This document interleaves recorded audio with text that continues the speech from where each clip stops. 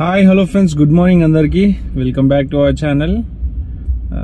ఈరోజు అయితే మనం లాగిన్ చేసుకుందాం మన వెహికల్ని. అండ్ అట్లనే ఫస్ట్ ఆఫ్ ఆల్ మన ఛానల్ని సబ్స్క్రైబ్ చేసుకోండి. మొన్నటి వీడియోస్ అన్నీ చూస్తుండండి. నిన్న మనం చేసిన ర్యాపిడో ఎర్నింగ్స్ అయితే బాగానే అయినాయి. 3144 రూపాయలు అయింది. సో ఆ రకంగా బిజినెస్ అయితే బాగానే ఉంటుంది. మెయిన్ థింగ్ వచ్చేసి ఏంటంటే ఈ అదర్ స్టేట్ వెహికల్స్ మన హైదరాబాద్లో అయితే చాలా అయిపోయినాయి. అండ్ దానికి తోడు ఈ బైక్ ట్యాక్సీ.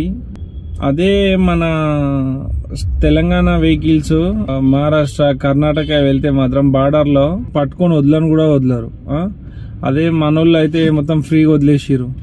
సో మన పోలీసు వాళ్ళు కూడా ఈ మహారాష్ట్ర కర్ణాటక వెహికల్స్ ని కొంచెం స్ట్రిక్ట్ చేసి, నీకు ఆల్ ఇండియా పర్మిట్ అంటే జస్ట్ ఇట్లా వచ్చి పోవడానికి తిరగడానికి, అంతేగాని నువ్వు ఇక్కడ ఈ స్టేట్లకు వచ్చి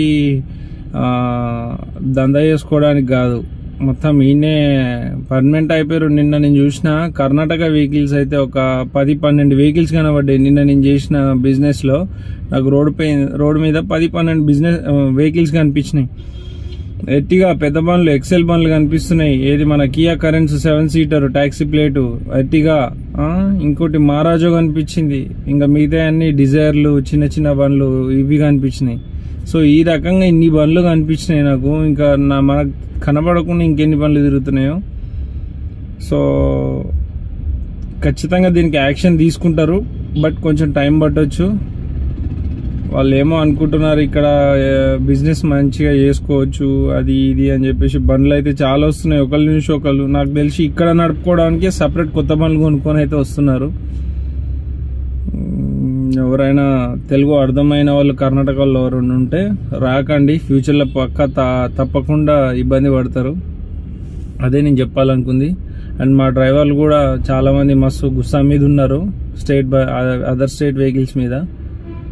ఇదైతే మర్చిపోకురిగా, పక్కా ఎప్పుడో తీస్తారు. ఆల్రెడీ ఎయిర్పోర్ట్లో పార్కింగ్లో నడుస్తుంది అప్పుడప్పుడు. అది పెద్దగా అయిందనుకో ఎవరు ఆపలేరు. ఇంకా మనం మాట్లాడుకునేవి ఏమున్నాయంటే మెయిన్ థింగ్ ర్యాపిడో బైక్. యాక్చువల్గా రూల్ ప్రకారం మాట్లాడుకుంటే ర్యాపిడో అనేది వైట్ ప్లేట్ వెహికల్స్ అసలు ఏ సర్వీస్ చేయరాదు.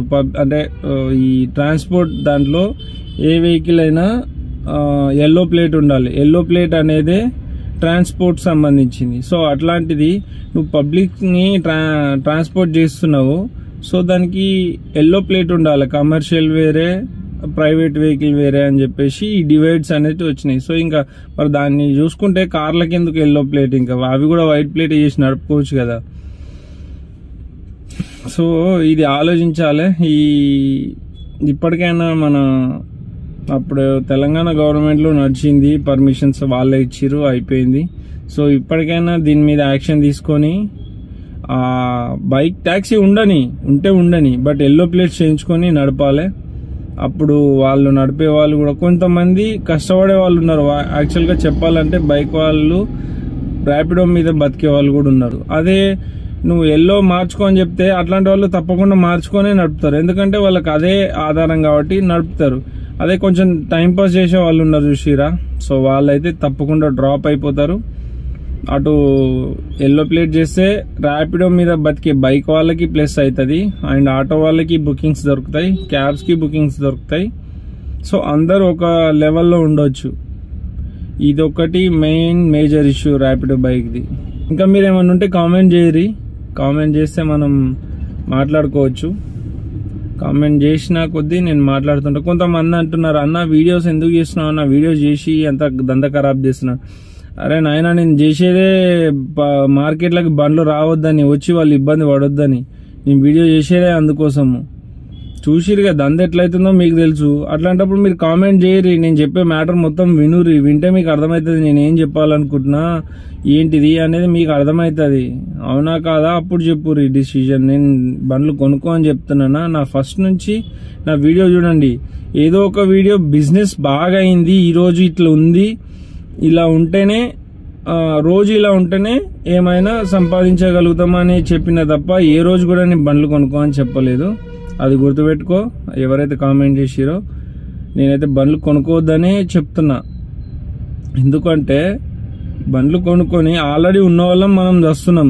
ఇంకా వాళ్ళు వచ్చి తెలియకుండా వాళ్ళు ఏమనుకుంటారంటే వాళ్ళు ఎప్పుడన్నా రైడ్ చేసి అరే 300 400 ఈ నుంచి గీడికి అని అనుకుంటారు. వాళ్ళకి తెలియదు కదా ఈ కమిషన్లు ఇవన్నీ. సో అందుకోసమే ఇవన్నీ చేస్తున్నా. అట్లా కొనుక్కోవాలనుకున్న వాళ్ళు ఒకవేళ బై ఛాన్స్ మన వీడియోలు చూస్తుంటే వాళ్ళు మొత్తం చూస్తుంటారు ఎట్లాగ, ఎందుకంటే ఎట్లుంది ఏంది అనేది. సో అప్పుడు అర్థమవుతుంది. అందుకోసమే వీడియోలు చేస్తున్నా. చాలా మంది కూడా డ్రైవర్స్ కామెంట్ చేస్తున్నారు, అన్న కార్లు కొనుక్కోకరన్నా. ఇంతకు మించి ఏం చెప్పలేం మనం, అవునా కదా.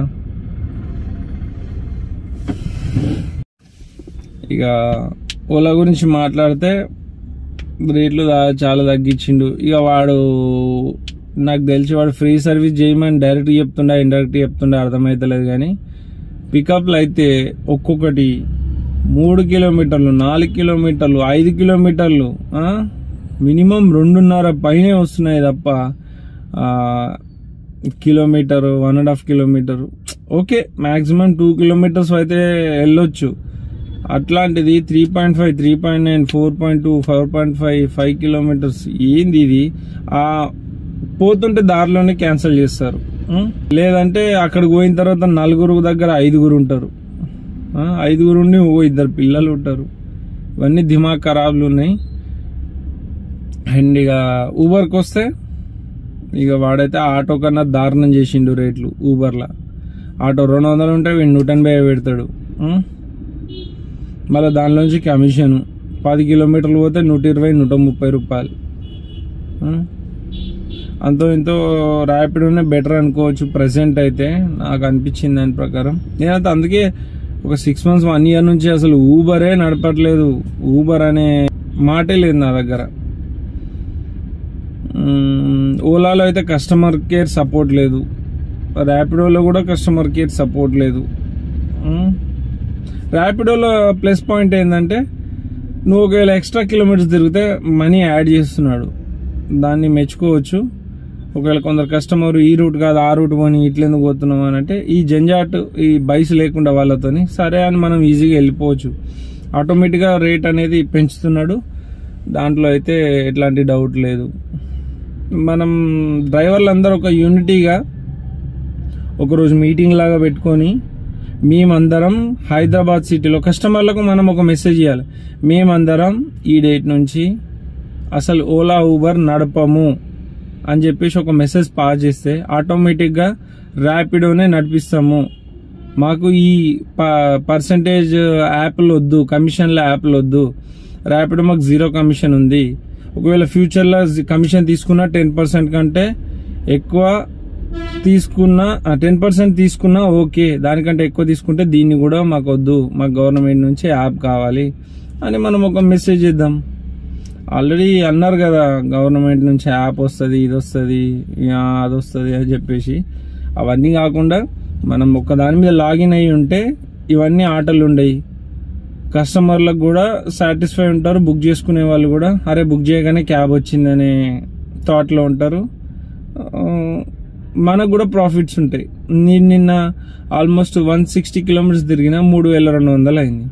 ఓకే, దానికి బెటర్ మెచ్చుకోవచ్చు. ఇప్పుడు అదే ఊబర్లో అయితే 300 కిలోమీటర్లు తిరిగితే 3200 3000 అట్లా అవుతుంది. సో ఆలోచించుకోండి మంచిగా.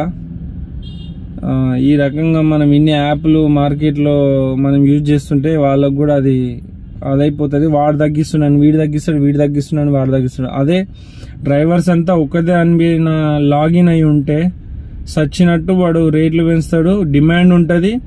కస్టమర్స్ కూడా అందరు అదే యాప్ యూజ్ చేస్తారు కాబట్టి 10 కార్ల దగ్గర 20 బుకింగ్స్ ఉంటే 20 మంది కస్టమర్స్ ఉంటే రేట్ హై పెంచుతాడు, సర్జ్ ప్రైస్ అనేది ఉంటుంది. ర్యాపిడోలో అయితే ప్లస్ ఛార్జ్ అనేది వస్తుంది. సో ఇదంతా మనం ఆలోచించుకోవాలి. ఇన్ని యాప్లు పెడితే కస్టమర్ కూడా ఒకసారి ఓలా బుక్ చేస్తాడు, ర్యాపిడో బుక్ చేస్తాడు, ఊబర్ బుక్ చేస్తాడు, ఏది తొందర వస్తే అది వెళ్ళిపోతాడు. ఇట్లాంటివి మీరు ఫేస్ చేస్తారా లేదా?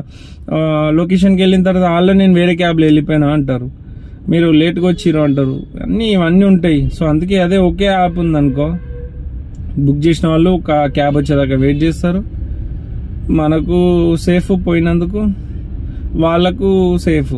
అంటే బుక్ చేసినాం కదా క్యాబ్ వచ్చింది మనం వెళ్ళిపోయినాం డెస్టినేషన్కి, అంతే. ఇంతే ఉంటుంది.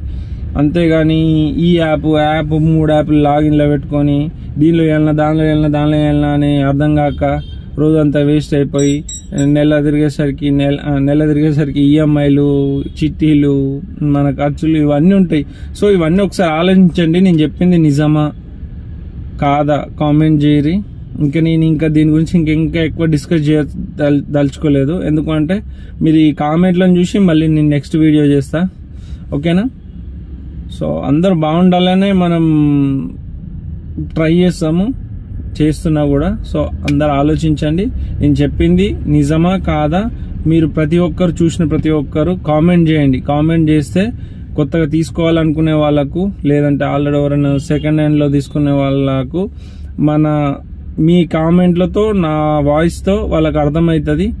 సో ఆ యాప్ విషయంలో కూడా ఒక యాప్ లాగిన్ అయితే బెటరా కాదా, లేదంటే ఇట్లనే 3 యాప్లు లాగిన్ చేసుకోవడం బెటరా, ఇది కూడా కామెంట్ చేయండి. నేను అడిగిన ప్రతి క్వశ్చన్కి, చెప్పిన ప్రతి దానికి మీరు కామెంట్ చేయండి. నాకు అర్థమవుతుంది, చూసే వాళ్ళకి కూడా అర్థమవుతుంది. అండ్ మన ఎర్నింగ్స్కి కూడా సపోర్ట్ ఉంటుంది. ఓకే, ఇంకా ఇంత మించి ఏం చెప్పాలనుకోవట్లేదు. నాకు అనిపించింది నేను చెప్పిన.